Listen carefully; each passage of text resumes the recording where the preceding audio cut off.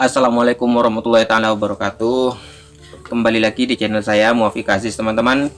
Kita lanjutin pembahasan buku Tadhkiratul Aulia karya Syekh Faridudin Attar. Pada kesempatan kali ini kita akan membahas atau kita akan menceritakan tentang Fuzail bin Iyas. Kita udah sampai di bab 5. Bismillahirrahmanirrahim. Fuzail bin Iyas itu pada masa mudanya, teman-teman, dia itu adalah seorang perampok, dimana dia mempunyai kawanan perampok yang sangat setia kepada dia. Nah, pada suatu hari Fuzail itu sedang memasang tenda di tengah gurun gitu, itu sambil menunggu kalau ada kafilah yang lewat, lalu dia akan merampoknya. Nah, pada hari itu tanpa disengaja kafilah yang udah lama golongan Fuzail ini tunggu tiba-tiba lewat. Nah, ketika kafilah ini hendak lewat di gurun dan dia melihat bahwa ada golongan Fuzail di depan, jadi Fuzail itu dan gengnya itu udah terkenal ya, perampokannya itu udah sangat terkenal. Jadi ketika salah seorang kafilah itu melihat bahwa di depan itu ada kelompok Fuzail, jadi si kafilah itu melipir tuh, dia pergi untuk menyembunyikan, untuk menyelamatkan uangnya. Jadi dia bawa sekantong uang dinar gitu. Nah, itu dia hendak selamatkan. Lalu dia pergi berpisah dulu dari rombongan, dan ketika dia melipir, dia nggak sengaja melihat ada sebuah tenda dan dia hendak menitipkan kantong koinnya itu di tenda itu. Lalu dia samperin tenda itu, dia melihat ada seorang di dalam. Terus dia bilang, boleh nggak kalau aku nitip uang dinar ini, katanya. Oh ya udah, taruh bawah karpet situ. Lalu ditaruhlah di situ. Terus dia pergi ke kafilahnya. Dan benar, kafilahnya itu udah dirampok semuanya. Dan ketika rampok anak buahnya Fuzail ini pergi balik ke tendanya Fuzail, si orang yang tadi menitipkan itu hendak mengambil kembali tuh ininya, uang dinarnya. Ketika sampai di tenda tempat dia menitipkan uang tadi, dia malah melihat orang yang dititipinya itu, si Fuzail itu, lagi bersama dengan orang yang merampoknya tadi. Terus lah kaget dia dong, lah berarti aku tadi menitipkan uangku kepada perampok, katanya. Terus si Fuzail nanya ke dia, kamu mau ngapain kesini? Aku hendak mengambil uang yang aku titipkan tadi kepadamu. Oh ya, itu ambil di tempat kamu tadi naruh, katanya. Terus diambillah uang itu. Terus lalu dia segera pergi menyusul kafilahnya. Terus dikomplain sama anak buahnya itu, si Fuzail. Lah, tadi kita merampok itu tidak mendapatkan uang, kita hanya mendapatkan barang-barang. Ini kenapa udah ada uang di depan mata tapi kok malah dikembalikan gitu. Dia itu sudah memberikan kepercayaan kepadaku, maka aku harus menjaga kepercayaannya. Begitu halnya juga aku menaruh kepercayaan kepada Gusti Allah bahwa suatu saat dia akan memaafkan segala dosaku, dan aku berharap Gusti Allah memegang kepercayaanku ini, katanya.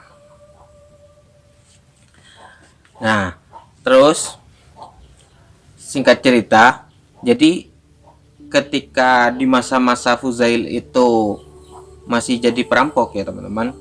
Jadi Fuzail itu punya seorang kekasih dan dia sangat tergila-gila sama dia. Nah, Fuzail itu selalu memberikan hasil rampokannya itu kepada kekasihnya. Nah, pada suatu ketika Fuzail itu sedang, ibaratnya kalau kata anak sekarang, lagi ngapel ke rumah si kekasihnya itu. Dia lagi manjat dinding kekasihnya. Namun secara tidak sengaja tiba-tiba ada rombongan gitu yang sedang lewat dekat rumah kekasihnya itu, dimana di rombongan itu, di dalam gerobak tandu gitu, itu ada seseorang yang sedang membaca Al-Quran. Nah, entah kenapa bacaan Al-Quran itu serasa seperti anak panah yang langsung menusuk ke hatinya Fuzail.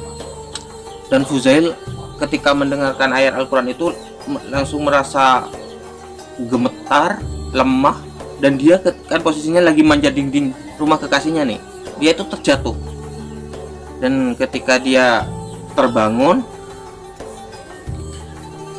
dalam kondisi hatinya berkecamuk, dia itu pergi.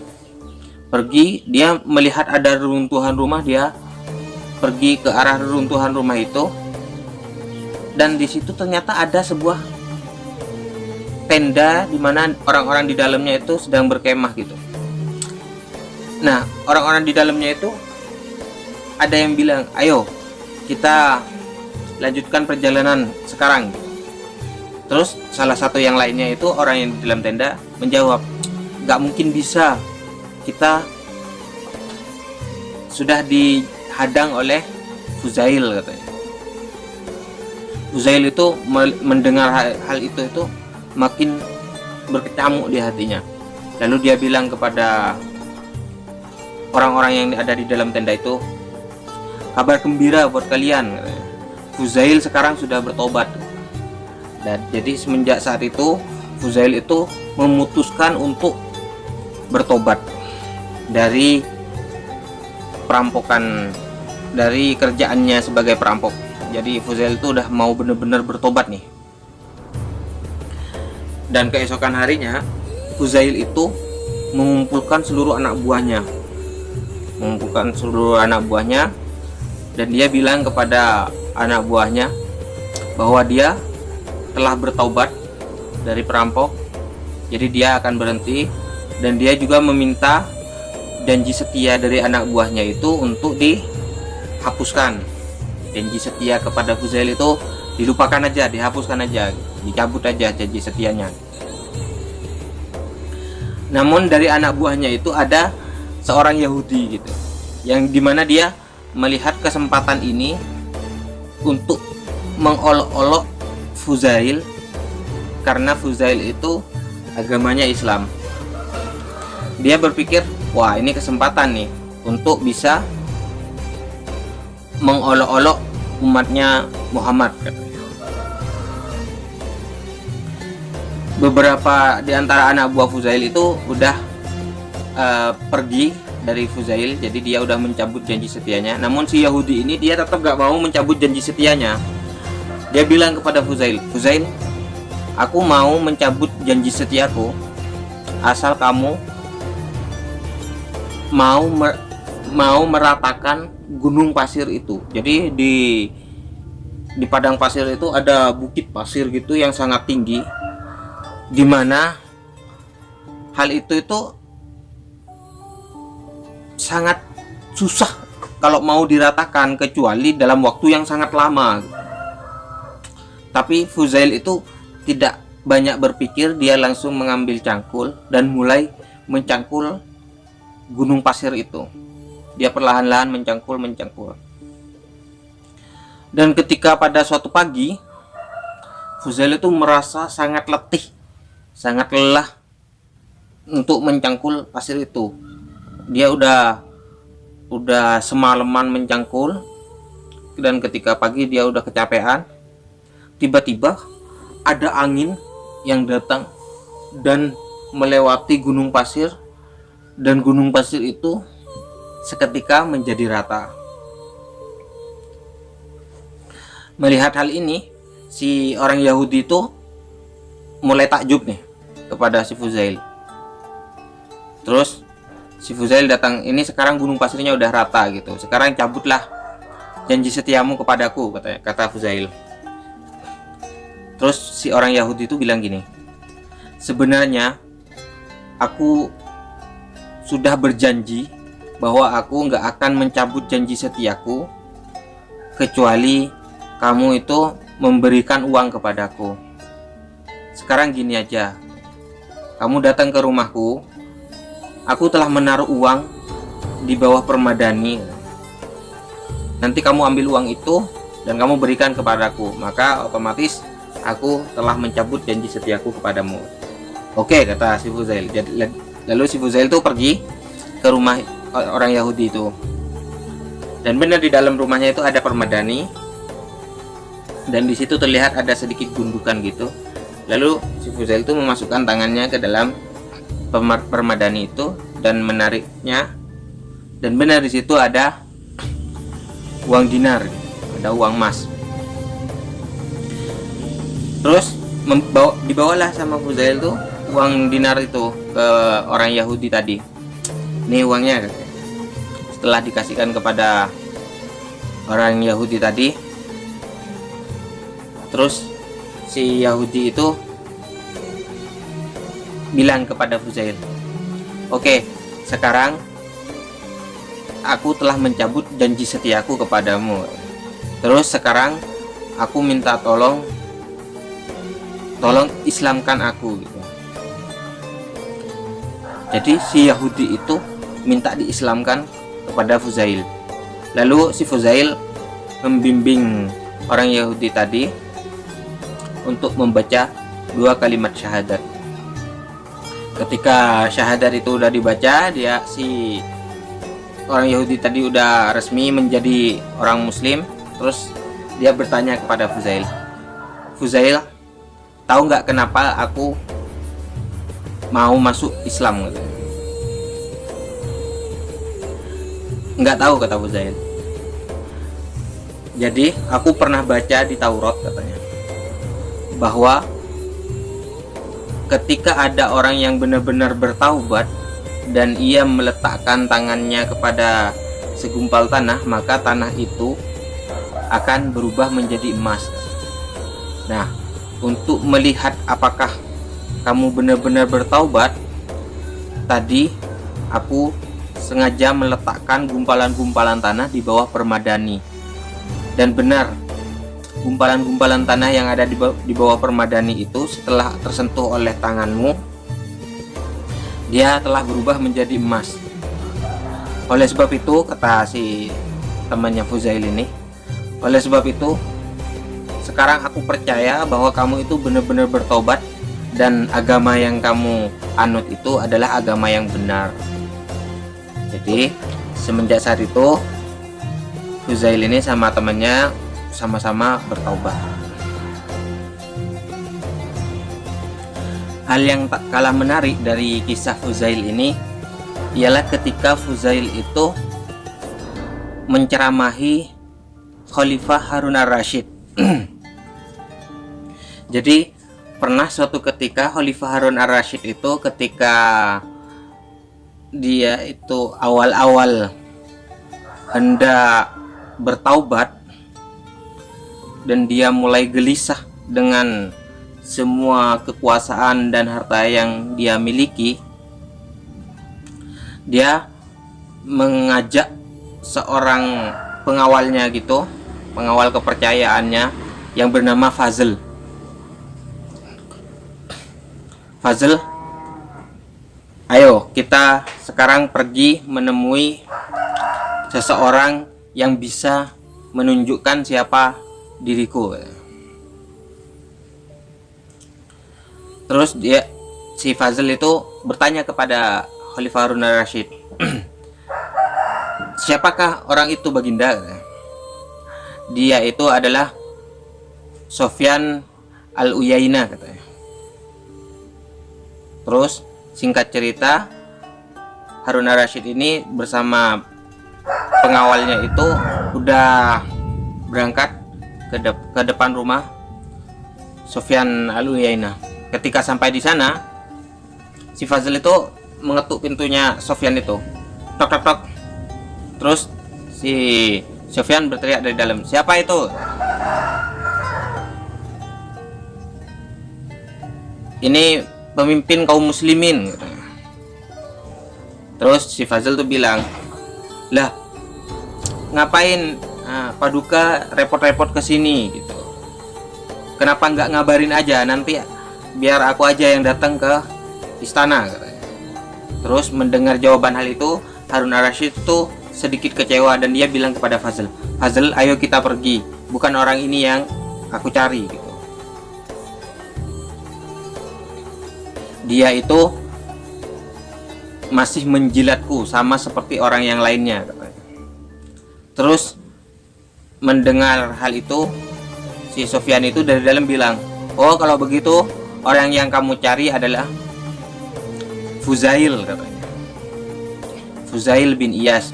Terus setelah hal itu, singkat cerita, Harun ar-Rasyid itu pergilah ke rumah Fuzail bin Iyas sesuai rekomendasi dari Sofyan al-Uyainah. Sesampainya di rumah Fuzail, Fazil itu sebagai pengawalnya bersama Harun ar-Rasyid mengucapkan salam. Assalamualaikum. Waalaikumsalam, dijawabnya sama si Fuzail. Siapa itu gitu, kata Fuzail. Fuzail itu kan ada di dalam rumahnya. Pemimpin kaum muslimin, katanya.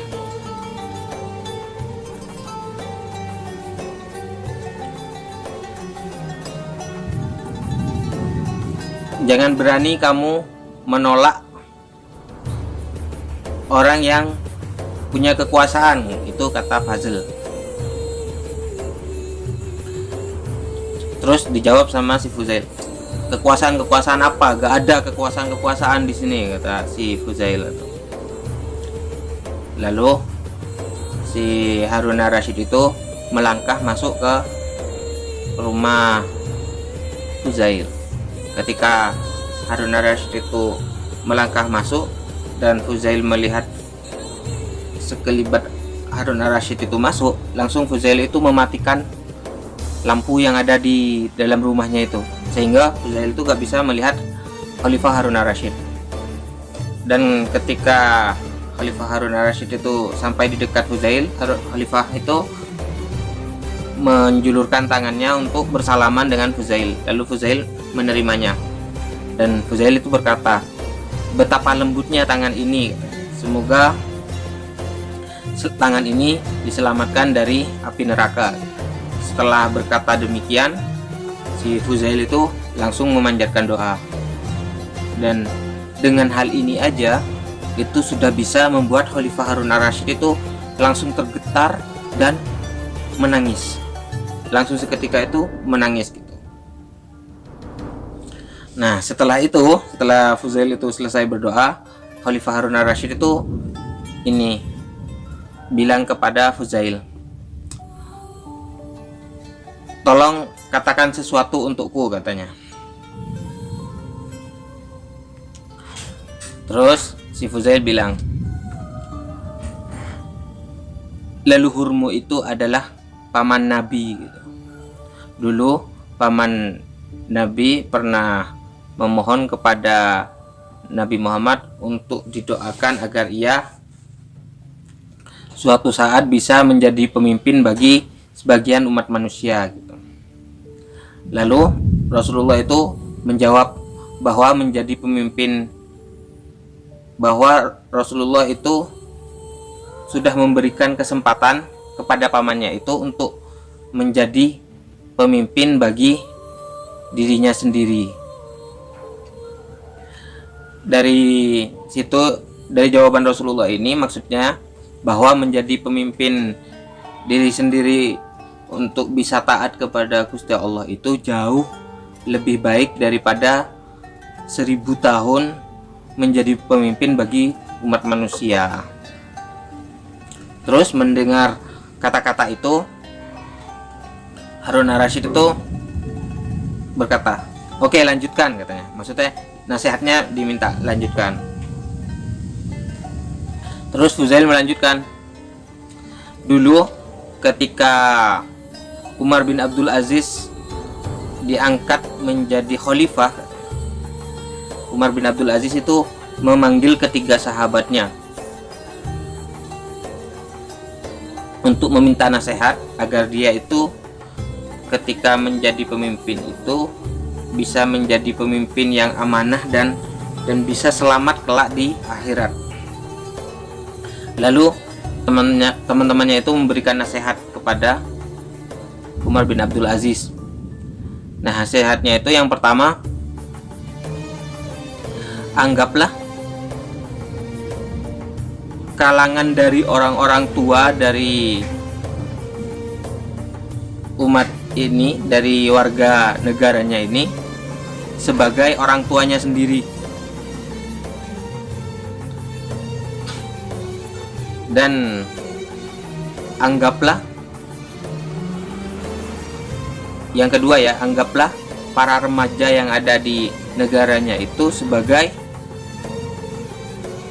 saudaranya sendiri, dan anggaplah anak-anak dari kalangan warga negaranya itu sebagai anaknya sendiri. Terus si Khalifah Harun al-Rasyid bilang, oke, lanjutkan, katanya. Terus Khalifah Harun al-Rasyid setelah berucap demikian, lalu Fuzail menjawab, jadi sebagai pemimpin, kata Fuzail tuh, hendaknya itu kamu bersikap santun kepada orang tuamu, dan kamu sayang kepada saudara-saudaramu, merangkul saudara-saudaramu, dan mencintai anak-anakmu. Mendengar hal itu, Fuzail itu makin menjadi-jadi keadaan di hatinya itu. Lalu si Fuzail itu melanjutkan, takutlah kepada Allah dan taatilah perintah-perintahnya. Berhati-hatilah ketika kamu menjadi pemimpin, bersikaplah bijaksana, bersikaplah adil, karena kelak di akhirat Allah akan memintakan pertanggungjawaban atas semua masyarakat yang engkau pimpin. Jika ada masyarakatmu atau warga negaramu yang tidur dalam keadaan lapar, maka kelak di hadapan Gusti Allah dia akan menarik bajumu dan dia akan memberikan kesaksian yang akan memberatkanmu. Mendengar hal ini, si Khalifah Harun al-Rasyid makin menjadi-jadi nangisnya.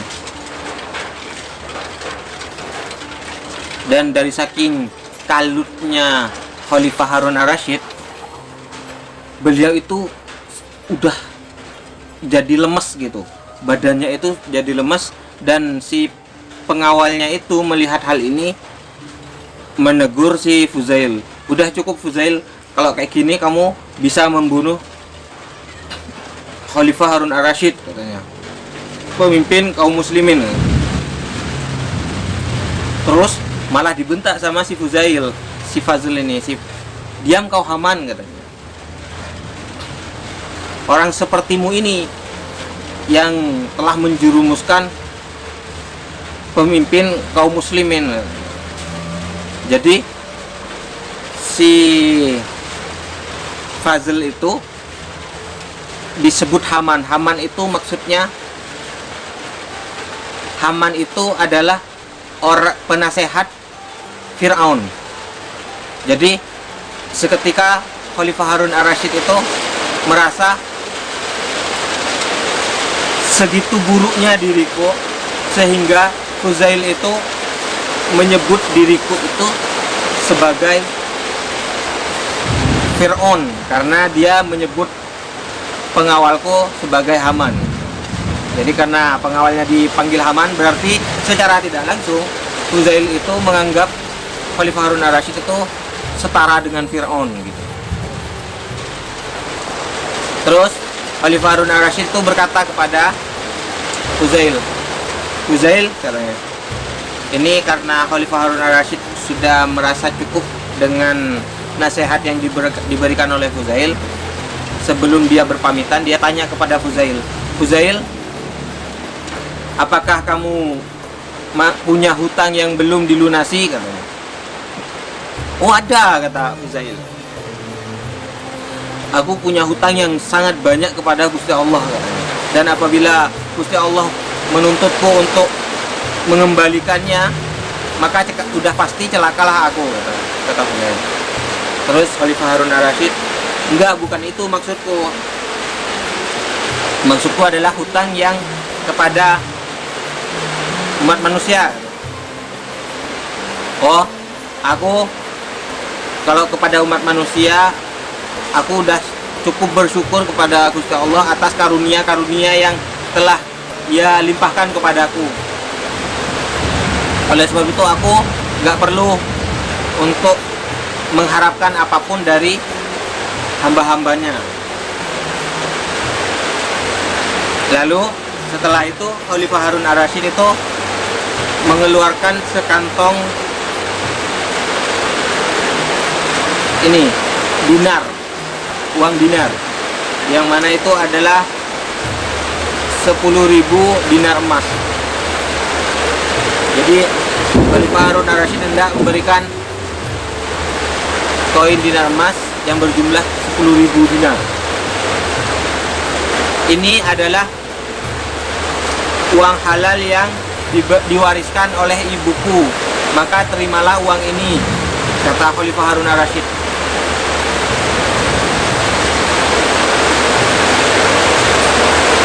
Terus malah diomelin sama si Fuzail. Kamu ini benar-benar gak paham, katanya. Aku menyuruhmu berbalik pada kebenaran, sekarang kamu sudah melakukan hal yang salah, katanya. Terus Khalifah Harun ar-Rasyid itu bertanya, apa yang salah dari hal ini, gitu, kata Khalifah Harun ar-Rasyid.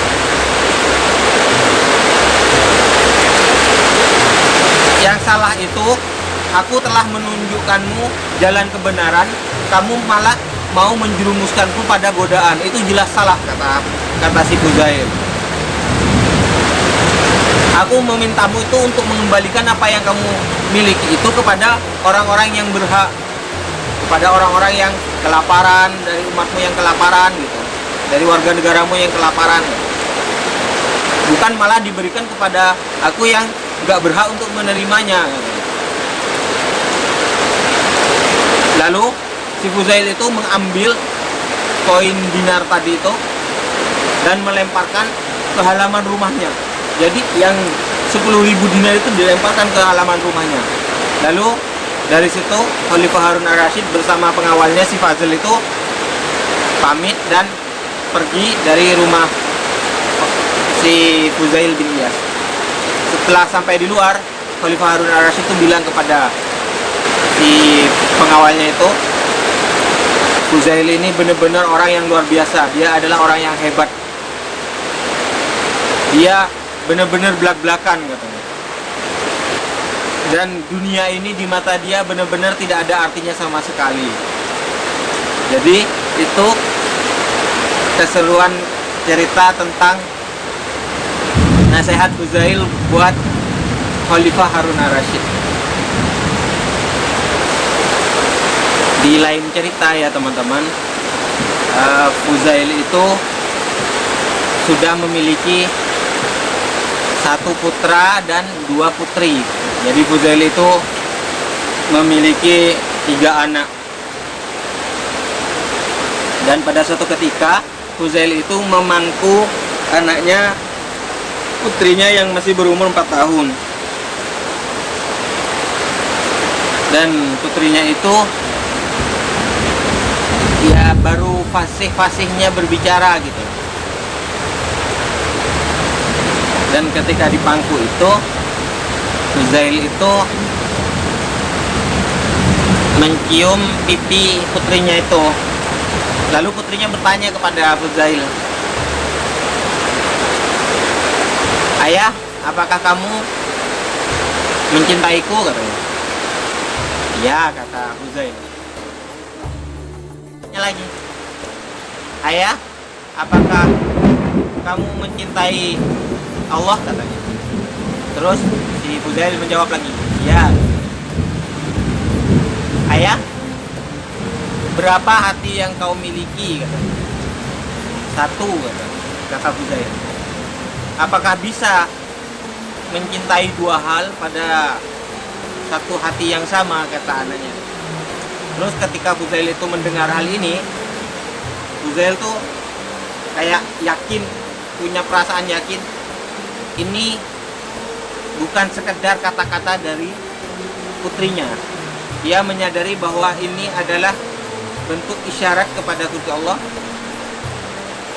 bahwa yang benar-benar berhak untuk dicintai itu hanya Gusti Allah semata-mata, dan sedangkan anak, istri dan lain sebagainya itu hanya pantulan kasih sayang karena kita mencintai Gusti Allah. Jadi Fuzail itu merasa seperti itu, merasa dan muncul pemikiran seperti itu. Dan semenjak hari itu Fuzail itu benar-benar memantapkan diri bahwa dia hanya akan mencintai Gusti Allah itu seutuhnya. Nah, di cerita yang lain, pada suatu ketika itu putranya Fuzail itu sakit-sakitan, emang punya beberapa penyakit gitu. Dan salah satunya pada waktu itu putranya itu tidak bisa kencing. Lalu Fuzail itu menghampiri putranya yang sedang tidak bisa kencing itu, yang sedang kesakitan, lalu duduk di sampingnya. Dan Fuzail itu berdoa kepada Allah untuk kesembuhan putranya itu yang nggak bisa kencing itu. Belum bangun si Fuzail itu dari duduknya, putranya itu udah bisa kencing. Terus ada doa Fuzail itu yang menurutku itu ini ya teman-teman, menurutku itu sedikit menggelitik. Ini coba ya tak baca ini. Ya Allah, ampunilah aku karena Engkau menghukumku, karena Engkau maha berkuasa atas diriku. Kemudian si Fuzail itu melanjutkan, ya Allah, Engkau telah membuatku lapar dan membuat anak-anakku itu juga lapar. Engkau membuatku tidak punya pakaian dan Engkau telah membuat anak-anakku juga tidak punya pakaian. Dan ketika malam tiba, Engkau membuatku tidak memiliki pelita untuk menyinari dalam kegelapan. Hal-hal yang semacam ini, kata Fuzail itu di dalam doanya itu ya, hal-hal yang semacam ini biasanya Engkau berikan, Engkau timpakan kepada sahabat-sahabatmu. Apakah si Fuzail ini sudah menerima karunia yang semacam itu, katanya. Jadi dia di dalam doanya itu bertanya-tanya kepada Gusti Allah. Apakah biasanya kan orang yang penderitaan itu selalu diberikan kepada kekasih-kekasih Allah gitu. Nah, Fuzail itu juga merasakan hal sama. Apakah aku ini udah menerima karunia yang semacam itu? Gitu. Jadi hal itu tuh unik ya.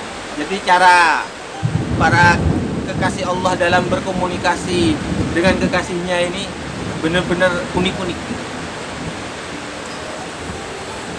Terus pada suatu ketika itu putranya Fuzail itu yang sakit-sakitan tadi itu meninggal dunia. Selama 30 tahun terakhir, warga sekitar dan tetangga-tetangganya Fuzail itu gak ada yang pernah melihat Fuzail itu tersenyum. Dan justru ketika Di pemakaman putranya itulah tetangganya itu melihat Fuzail itu tersenyum. Terus ditanyain oleh tetangganya, Fuzail katanya, sudah 30 tahun aku belum pernah melihat kamu tersenyum. Tapi kenapa kamu malah tersenyum di saat keadaan itu seperti ini, kata tetangganya itu. Aku tersenyum itu, katanya, kata Fuzail, anakku meninggal itu karena kehendak Gusti Allah, kata Fuzail. Dan aku tersenyum karena aku menyaksikan kehendak Gusti Allah itu telah menjadi kenyataan. Maka si Fuzail itu tersenyum.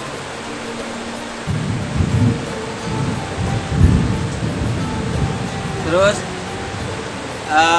ketika di akhir hayat Fuzail, dan Fuzail menyisakan 2 anak perempuan. Ketika udah di akhir hayatnya, Fuzail itu membuat wasiat kepada istrinya. Nanti katanya, kalau aku udah wafat,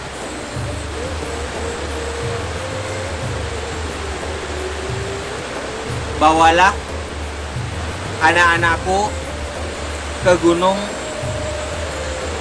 Abu Qubais. Jadi nama gunungnya itu Abu Qubais. Lalu di sana, kalau udah sampai di sana, nanti kamu berdoa, katanya. Dan di dalam doamu itu kamu sampaikan kayak gini, ya Allah, Fuzail menyuruhku untuk menyampaikan pesan-pesannya kepadamu. Ketika aku hidup, kedua anak-anak yang tak berdaya ini telah kulindungi sebaik-baiknya. Tapi setelah engkau mengurungku di dalam kubur, maka aku serahkan kepadamu kembali. Jadi itu pesan Fuzail yang disuruh sampaikan kepada Gusti Allah lewat doa istrinya nanti di gunung Abu Qubais. Dan benar, ketika Fuzail itu wafat dan setelah dikuburkan, lalu istrinya itu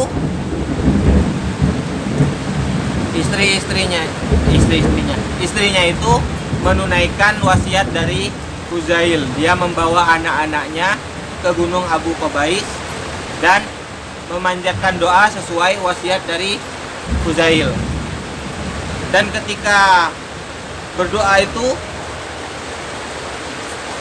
si istrinya itu kan ya sedang berduka, dia menangis dalam doa. Dan secara kebetulan di situ itu ada raja Yaman yang sedang lewat di situ, dan dia juga membawa kedua putranya. Lalu si raja itu melihat istri Fuzail itu, menegurnya, apa yang menimpamu sehingga kamu terlihat begitu bersedih, kata Fuzail.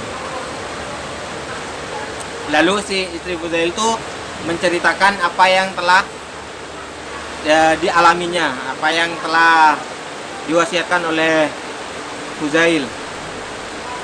Mendengar cerita istri Fuzail, Raja Yaman itu berkata, kamu mau nggak kalau kedua putrimu ini saya nikahkan dengan kedua putraku? Lalu aku akan memberikan 10.000 dinar sebagai mas kawinnya. Lalu si istri Fuzail bilang, oke, aku bersedia, kata aku setuju, kata istrinya Fuzail. Setelah itu kedua putri Fuzail itu dibawa ke Yaman bersama dengan istrinya Fuzail juga tinggal di sana. Mungkin hanya itu ya teman-teman, cerita tentang Fuzail bin Iyas. Kita nanti akan ketemu di bab selanjutnya dengan pembahasan Ibrahim bin Adham. Buat teman-teman yang mungkin hidupnya masih dipenuhi dengan penderitaan, banyak ujian, banyak cobaan, ya karena kata Fuzail tadi di dalam doanya, ujian-ujian yang begitu itu biasanya diberikan kepada kekasih-kekasih Allah. Mungkin ini langkah awal bagi teman-teman yang sedang dilanda banyak ujian untuk bisa naik derajat di sisi Gusti Allah. Mungkin hanya itu ya teman-teman. Akhirul kalam, semoga bermanfaat. Wassalamualaikum warahmatullahi wabarakatuh.